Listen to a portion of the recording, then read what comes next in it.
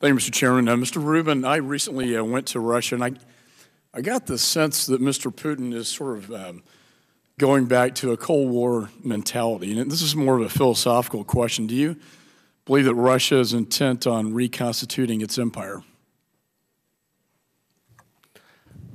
I think, as I said earlier, I don't really want to speculate about why Russia is doing what it's doing, because honestly, we don't know. And I think what we have to judge is simply what is Russia doing. And what we see Russia doing is what has caused so much concern, and that is intervention on the territory of another sovereign state through military force and other coercive means.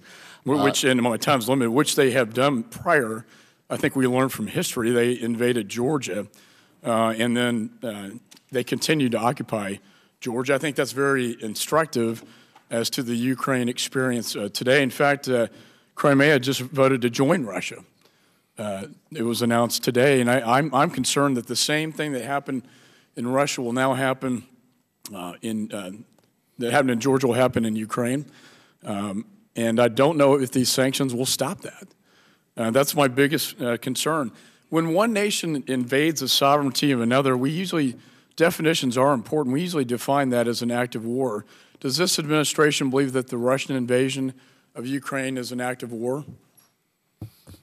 Well, Congressman, we've said very clearly that we know what we have seen, which is military aggression, intervention in the affairs of a sovereign country, violation of legal commitments, violation of international law.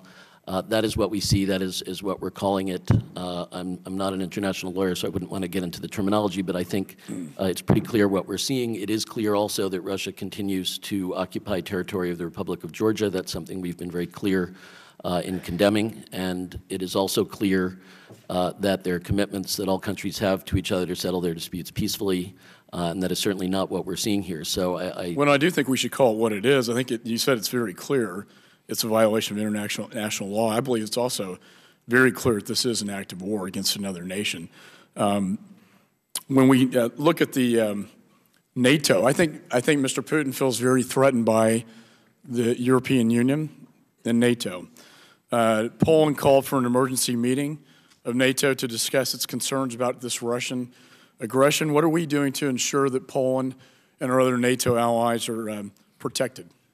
Well, one of the things we're doing is increasing our aviation detachment deployment. We are also working to ensure that the Baltic states have the support they need to defend their territory, and that is why we've increased our commitments to the Baltic air policing mission with additional planes and refueling. And we're working in Brussels at NATO to address any other concerns that the allies have. As I said, we take these obligations extremely seriously, and we will do our utmost to ensure that the alliance stands together. Thank you.